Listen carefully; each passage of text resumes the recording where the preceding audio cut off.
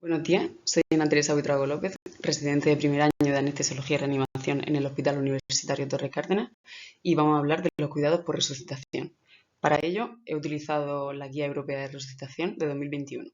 He dividido la presentación en 4 partes. La primera es la introducción, donde hablaremos del síndrome postparada cardíaca. La segunda es de los cuidados por resucitación como tal. La tercera del pronóstico y la cuarta de lo que hacemos después con estos pacientes. Los cuidados por resucitación son muy importantes para mejorar el pronóstico de los pacientes que sufren una parada, ya que forman parte del último eslabón de la cadena de supervivencia, la cual es tan fuerte como su eslabón más débil. Empiezan en el mismo lugar donde se ha conseguido la resucitación de la circulación espontánea, y quien realice soporte vital avanzado debe ser capaz de proporcionar unos cuidados por resucitación de gran calidad hasta que el paciente sea trasladado a una área de cuidados intensivos con un nivel adecuado. La parada cardíaca es la tercera causa de muerte. La incidencia anual de parada cardíaca extrahospitalaria en Europa está entre 67 y 170 por cada 100.000 habitantes. Los sistemas de emergencia inician o continúan la resucitación en aproximadamente la mitad de estos casos, y la supervivencia de estos pacientes a la alta hospitalaria es del 8%. En cambio, la incidencia de parada cardíaca intrahospitalaria es entre 1,5 y 2,8 casos por cada 1.000 ingresos, y la supervivencia de estos pacientes es un poquito más alta, en torno a un 15 o un 34%. Los cuidados por resucitación son muy importantes para mejorar estas cifras.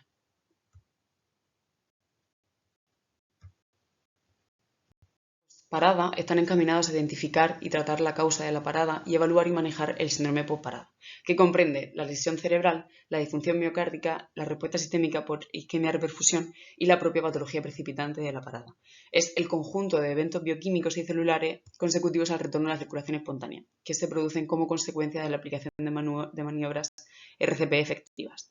La severidad de este síndrome depende tanto de la duración como de la causa de la parada.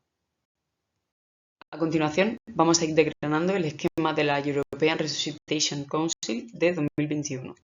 Empezamos con el tratamiento inmediato. En este apartado, la guía nos recomienda seguir una especie de ABCDE en el que tengamos muy presente la vía aérea y la ventilación para mantener una saturación de oxígeno entre el 94 y el 98%, también mantener la normocapnia, y para ello podemos utilizar un dispositivo avanzado de vía aérea o lo que el paciente requiera en función de su estado de alerta. En cuanto a la circulación, es importante realizar un electro de 12 derivaciones, obtener un acceso venoso definitivo. El objetivo de la tensión arterial sistólica en estos pacientes es mantenerla por encima de 100. Para ello podemos utilizar fluidoterapia o drogas vasoactivas, y muy importante la monitorización intraarterial de la presión. También se puede valorar en estos pacientes el soporte circulatorio mecánico para un shock cardiogénico persistente si el tratamiento con ionotropos, con líquidos y con fármacos vasoactivos no es suficiente. Dentro de este apartado también hablamos del control de la temperatura, que es quizás la medida que tiene más controversia de esta guía. ¿Y por qué es importante controlar la temperatura? Pues es importante controlar la temperatura en estos pacientes para disminuir el daño cerebral secundario a la anoxia, ya que reduce la depolarización anóxica, la excitotoxicidad y la exposición a radicales libres. Además, disminuye la ratio de metabolismo cerebral de oxígeno sobre un 6% por cada grado reducido de temperatura corporal. Se recomienda control de la temperatura en todos los adultos después de una parada cardíaca con cualquier ritmo de inicio, que permanecen inconscientes después de la recuperación de la circulación espontánea. Para realizar el control de la temperatura, se recomienda que mantengamos la temperatura del paciente entre 32 y 36 grados, que la velocidad de restauración sea lo antes posible, incluso las primeras 4 o 5 horas después de la recuperación de la circulación espontánea. También es importante que dure al menos un día y que el calentamiento sea progresivo, entre 0,1 y 0,5 grados por hora. Y mantenemos la normotecnia las siguientes 24 horas. Es importante evitar el rebote hipertérmico. Para hacer este control de temperatura en los pacientes es muy importante la monitorización. Tendremos que tener un control invasivo de la tensión arterial y mantener la media por encima de 60, el pulsi, un BIS, electro continuo y también un electroencefalograma. En cuanto a los métodos para el control de la temperatura, disponemos de varios métodos. Se recomienda el que más experiencia tenga el equipo médico que lo va a aplicar. Puede ser con bolsas de hielo con toallas húmedas, aunque esto condiciona muchas fluctuaciones de la temperatura. Podemos hacerlo también con mantas o con parches de enfriamiento de agua o de aire circulante. También con un enfriador transnasal de evaporación, un intercambiador de temperatura intravascular o con circulación extracorpórea. Tanto las indicaciones como las contraindicaciones del control de temperatura las dejo por aquí. Las indicaciones, como hemos visto, es cualquier ritmo de inicio en paciente que no recupere la conciencia después de la recuperación de la circulación espontánea. También tenemos otras indicaciones. Y en cuanto a las contraindicaciones, incluyen la infección sistémica grave o la coagulopatía médica preexistente. Importante, el tratamiento fibrinolytíco no es una contraindicación para hacer un control de temperatura en estos pacientes. Estos son los valores objetivos en los que debemos movernos. Hablamos de la presión arterial media por encima de 65, es importante disminuir o normalizar el ácido láctico y hacer controles regulares, que la diuresis sea más de 0,5 ml por kilo y hora. Podemos utilizar cristaloides, como hemos visto, para corregir la hipovolemia, y los objetivos respiratorios se aboga por una ventilación de protección con un volumen tidal entre 6 y 8 ml por kilo. Estos pacientes pueden requerir traslado a una sala de cuidados intensivos, al quirófano, a la sala de hemodinámica o de radiodiagnóstico. Es importante antes del traslado volver a realizar y a reevaluar el ABCDE, mover al paciente siempre con una monitorización continuada y con un equipo especializado, junto con un monitor desfibrilador, una fuente de oxígeno y de aspiración.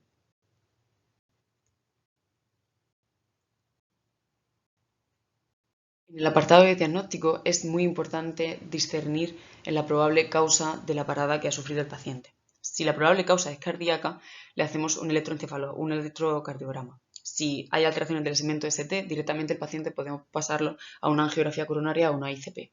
En el caso de que no tenga alteraciones en el electro, pero tenga factores de riesgo cardiovascular y pueda ser esta una posible causa, también se recomienda considerar la angiografía coronaria o el ICP.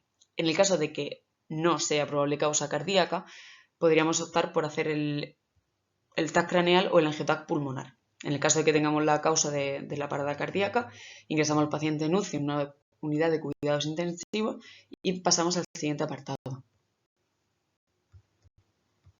En el apartado Optimizando la recuperación, hacen incidencia en la guía en el manejo de estos pacientes en UCI. Es muy importante el control de la temperatura, como ya hemos hablado, mantener una temperatura constante de entre 32 y 36 grados durante por lo menos 24 horas y prevenir la aparición de fiebre.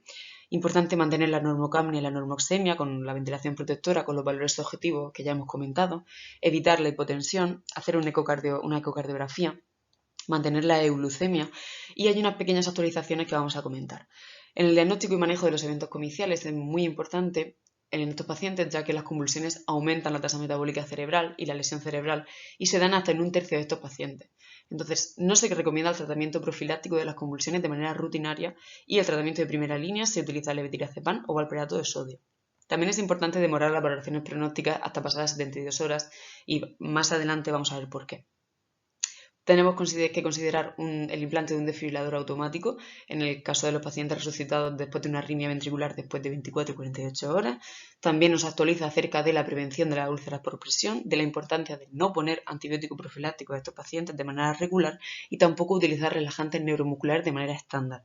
En el caso de que tengamos que utilizar fármacos con estos pacientes, es muy importante que sean de vida media corta, sobre todo los relajantes neuromusculares, porque nos pueden interferir en la valoración pronóstica. También nos habla de la prevención secundaria para buscar trastornos hereditarios, manejar los factores de riesgo, o si en el caso de que tengamos la cardiopatía isquémica, manejar a estos pacientes, y también le da importancia a la guía al apartado de rehabilitación y de seguimiento de estos pacientes a posteriori. Que 2/3 de las muertes posparadas son causadas por lesión neurológica, la valoración pronóstica se centra en ella. La mayoría de estas muertes se producen por la retirada de medidas de soporte tras la valoración pronóstica, por eso es muy importante este apartado. Y ahí también es importante valorarlo más allá de las 72 horas. Cuidado con los factores confusores, como sedantes, bloqueadores neuromusculares, etc. Por eso hablábamos de los fármacos de acción corta.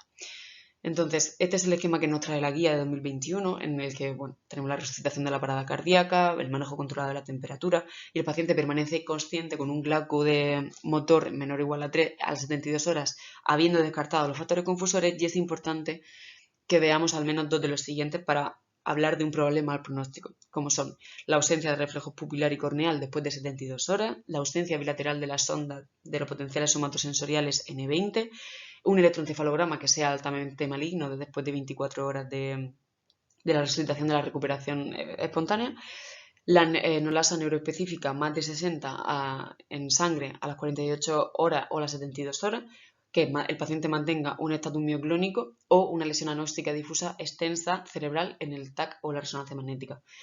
Lo más importante del pronóstico es saber que es multimodal, porque ningún factor predictor individual es preciso al 100%.